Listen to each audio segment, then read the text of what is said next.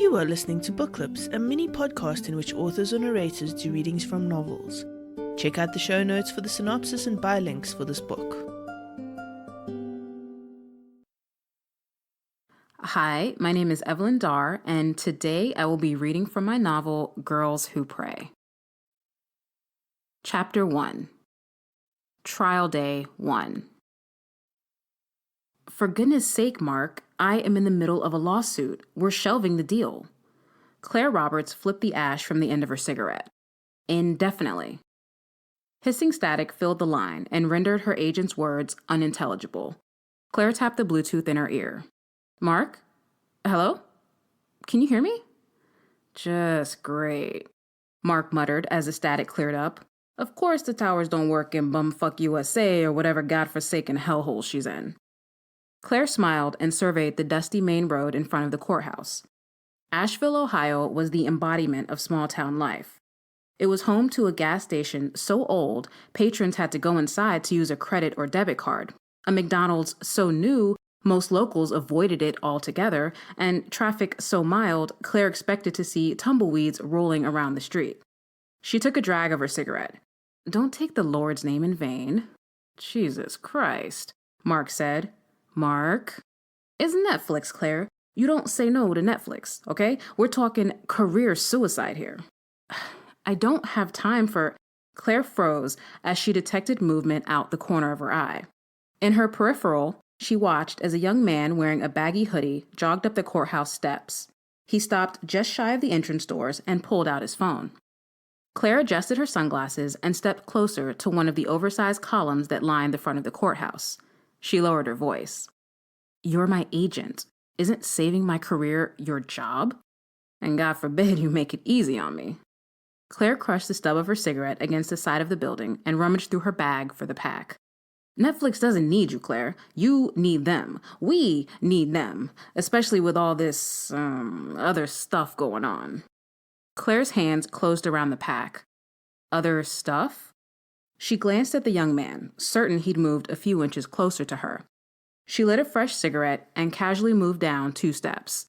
Mark, I am being sued by the Amish in what every news outlet in the world is calling the trial of the century. I wouldn't say every news outlet in the world. She heard him smile through the phone. You're not that famous, hon. Gee, you sure know how to make a girl feel good. They offered you showrunner, Mark blurted. Claire gasped, and the lit cigarette slipped from her mouth. What? You heard me, Mark said. Not only do they want to adapt The Day of Celeste into a full-blown series, but they want you at the helm. That never happens. Yeah. Wow. Claire bent down to pick up her cigarette, but as she reached for it, the toe of a red-bottomed heel crushed the glowing ember and ground it into the step for good measure. Claire sighed and straightened up. Darn it, Jenny. I just lit that. Jenny? Mark squawked in Claire's ear. Let me speak to her. Maybe she can talk some sense into you. Showing no sign of remorse on her perfect face, Jenny Chen handed Claire a Starbucks cup. Soy chai latte, grande, you're welcome.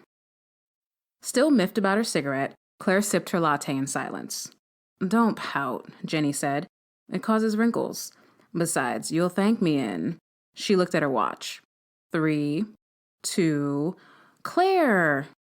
Taylor Atwood jogged up the courthouse steps, her long tan legs taking them 2 at a time. Claire allowed herself a moment to admire Taylor's extraordinarily short and hip-hugging flower-patterned dress. I stopped by your room this morning. Taylor hugged Claire, lifting her slightly off the ground. But you were gone. Sorry, Claire said, and extracted herself from Taylor's arms. I didn't want to be late. Aw, you're such a little punctual pumpkin. Taylor tugged on Claire's nose. Jenny snorted, and Claire gave her the evil eye. Wait. Taylor wrinkled her nose. Do you smell that? She held back her long blonde dreadlocks, bent over, and grabbed Jenny's shoe. Jesus, Dharma. Jenny shook her foot free from Taylor's grasp. Taylor picked up the crushed, smoldering butt and waved it in front of Jenny's face. Cancer. Lots and lots of cancer. Chemotherapy. Low survival rates. Taylor dropped the butt in disgust and pulled out her phone. I'm trying to quit. Jenny rolled her eyes. Or whatever will shut you up, Dharma. I'm Googling the studies now, Taylor said, and stop calling me Dharma. She made a face. What does that even mean? Oh my God, Jenny mumbled and shot Claire a "you owe me" look. Wait, you're still robbing the cradle? Mark asked. I thought you dumped her last summer. Claire jumped and nearly screamed. She'd forgotten Mark was on the line. Cupping the Bluetooth, she whispered, I am not robbing the cradle. She is 24 and you're 32. Babe, that's like the definition of robbing the cradle. Mark, joking, Mark said. I didn't know you guys were still a thing. Claire sighed. We aren't. Exactly. Oh, Mark said. I get it. She's just here for moral support. Mark snorted. Platonic moral support, Claire said, unlike somebody I could mention. Ouch, you wound me, Mark said, not sounding at all wounded. But seriously, hon, we gotta figure this out. Can we talk about this later? Claire checked her watch. I have to go. Wait, Claire? Yes. Promise me you'll think about the deal, Mark said. I mean, really think about it? This could be big. Like, your little Amish ass could be the next Shonda Rhimes big. I'll think about it.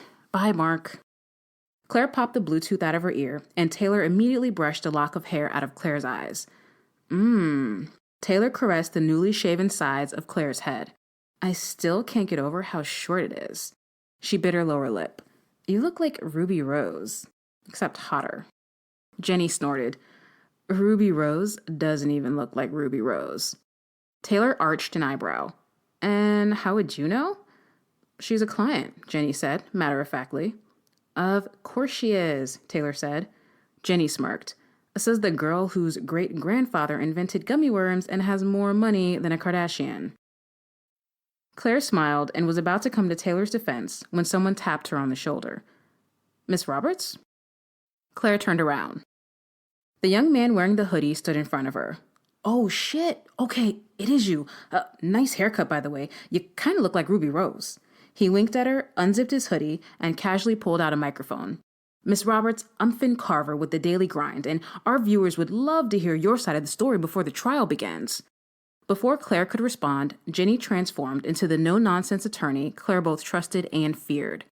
My client has already given a statement to the press, so if you'll excuse us. She took Claire's arm. Taylor glared at Finn. Wow, you came all the way to Ohio to be a fucking scab? How pathetic. The three women brushed past him. You weren't born, Claire Roberts, Finn called out. Claire froze. Were you? Jenny patted Claire's arm. Don't feed the troll. Claire nodded and continued up the steps.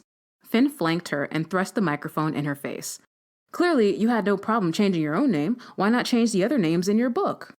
Claire stopped, said a silent prayer, and turned around. A cameraman and a woman holding a boom mic had joined Finn. In fact, Finn continued, you probably wouldn't be here today if you had just changed the names. Taylor stepped in front of Claire. Look, you little asshole. I don't know who you think you are, but Claire touched Taylor's shoulder. It's okay.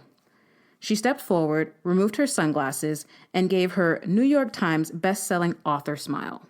Finn and his tiny crew crowded around her. Claire cleared her throat. Although it reads like fiction, Girls Who Pray is a work of nonfiction, and, as I'm sure you're aware, a work of nonfiction is based on facts, real events, and real people. Claire's smile widened. There was no need to change anyone's name. Everything in the book is factual. I have no further comment. Thank you. Girls Who Pray ends on a cliffhanger, Finn said, ignoring Claire's attempt to end the interview. Rumor has it you finished the sequel. Was that a question?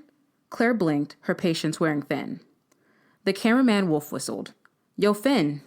He pointed at the courtyard. Check it out, man. A horse-drawn buggy had just pulled up. Claire squinted as the driver of the buggy stepped out. The man wore typical Amish clothing, a plain dark suit, black boots, and a broad-brimmed black hat. He was clean-shaven and stood at least 6.5 feet tall. When Claire saw the sandy brown hair sticking out of the sides of his hat, she gasped.